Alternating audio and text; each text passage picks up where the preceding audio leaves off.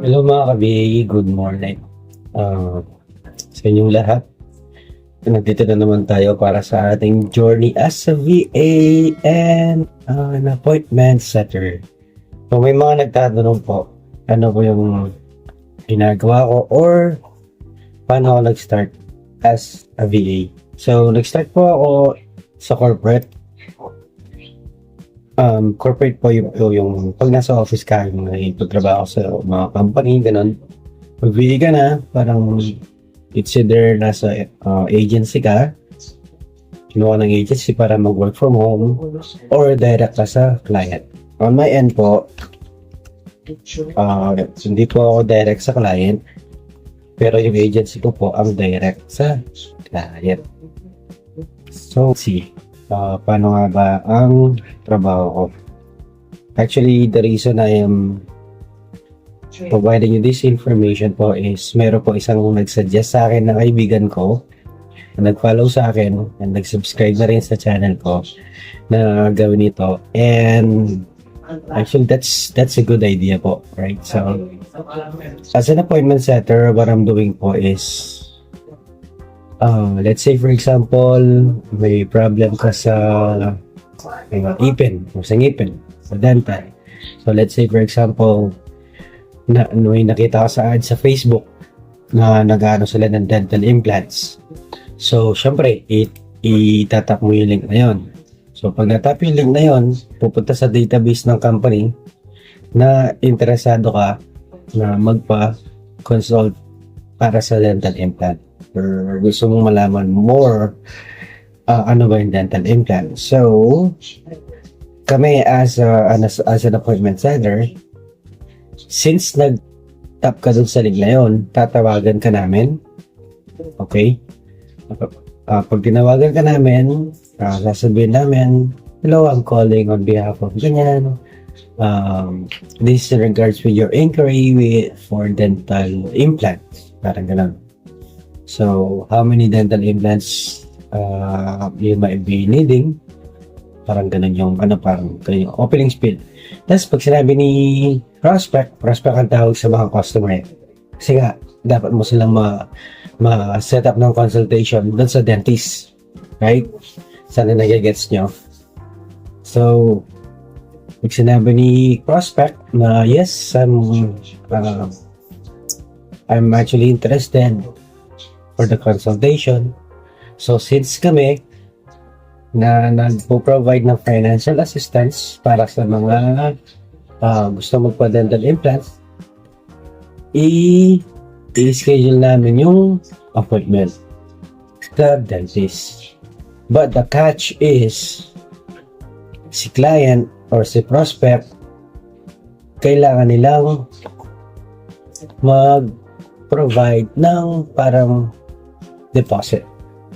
And that's where the challenges come. Alright? So, yun. Pag nalagpasan mo yung challenges na yun, sinabi ni prospect na, yes, let me process the reservation fee. Anyway, that reservation fee naman is refundable once na pumunta sila sa consultation nila. So, yung reservation fee na yun, maraming mga parang benefits na makakuha. Like free consultation, mga free x-ray, parang ganun. Okay? So, pag na-process ni prospect sa end niya, or pwede na naman kami yung mag-process ng reservation fee niya, yun na yun. Yun na yung magiging booking mo. Okay? So guys, as much as I would love to provide lahat ng information na gusto nyo, dito na muna. Alright? I'll get back to you later kasi 9:55 na. So, I need to clock in at mag-start ng mag-call. Alright? Thank you so much again and I'll see you later. Bye!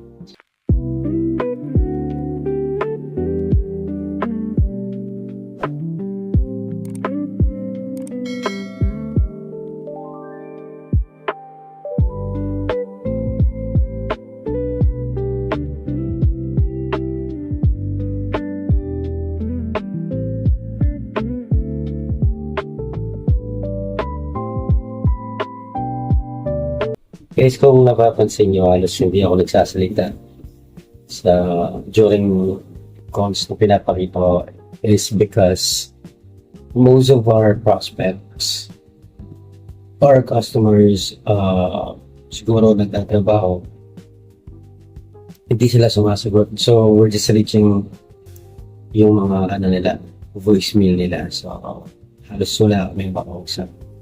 Okay? So, na ilaw.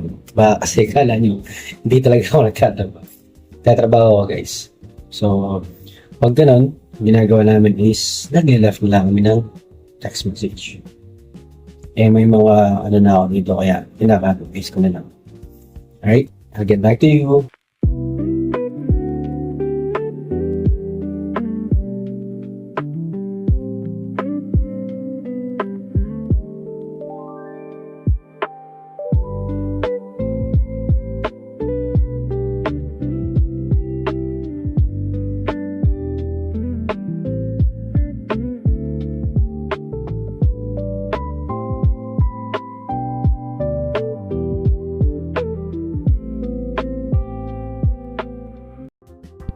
Hi guys, I'm back.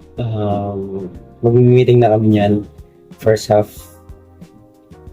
So, meeting, mahaba pang sermon to kasi wala tayong booking. Guys, I'll get back to you. Mag-meeting na kami. Bye!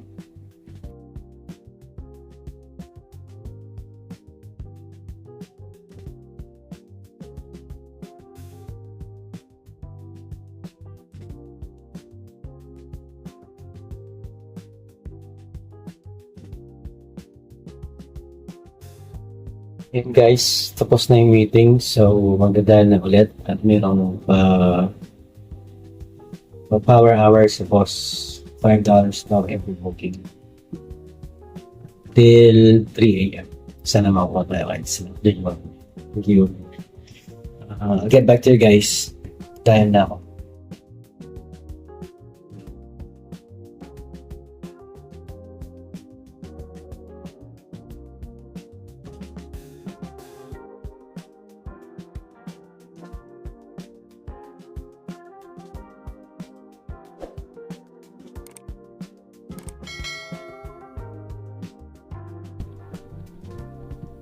Hello guys. Update. Lunchtime. Hirap. Tayo na po. Well, that's fine. Ganyan talaga. Mahirap siya guys kasi una saan mo sumasagot sa mga calls. Mga voicemail. Ganun talaga yung pagiging appointment setter. Kasi outbound, it means that yung tumatawag sa mga prospect para makabook sila. Siyempre, may mga trabaho din yung mga yan. So, minsan, tiyempuan talaga. Alright. So guys, I'll get back to you. Siguro magka-coffee lang ako nito. Wala na naman tayong food for today, but that's fine. Coffee is life. Sabi nga din. Alright. Bye-bye for now. Hello guys, quick update. Patapos na yung lunch. Nakapag-lunch ako kasi may nakita ako doon sa ref. May nakita akong, alam mo yung nilalagay sa lumpiang gulay, yung may toge, may tofu, tawag ba doon? Yun, may nakita akong ganun, kasi sininit ko lang sa microwave, tas may konting kanin, yun. Solved na. Tapos, kape.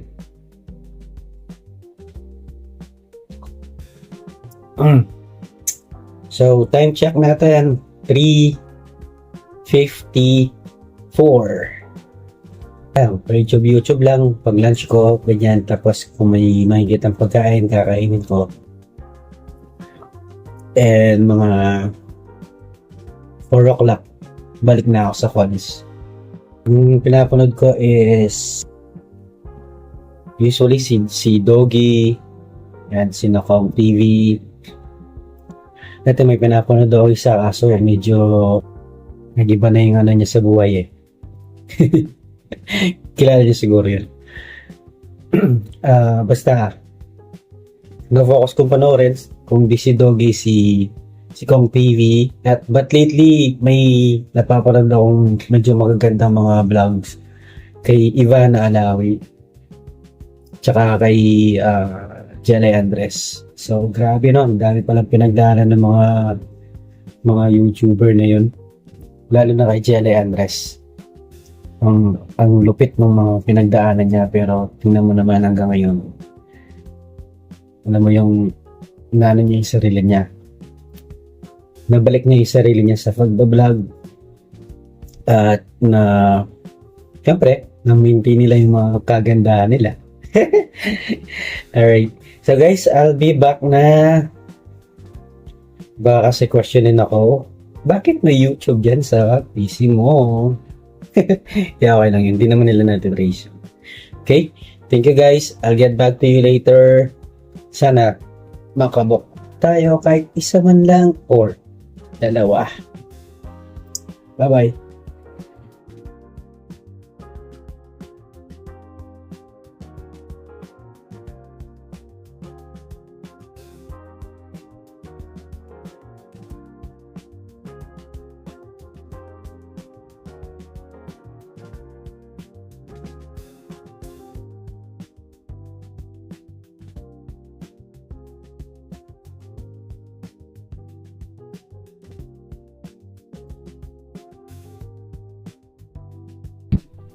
And we're back, guys.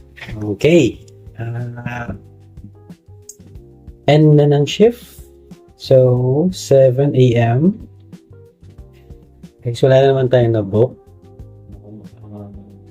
Just let you know, hindi ako happy.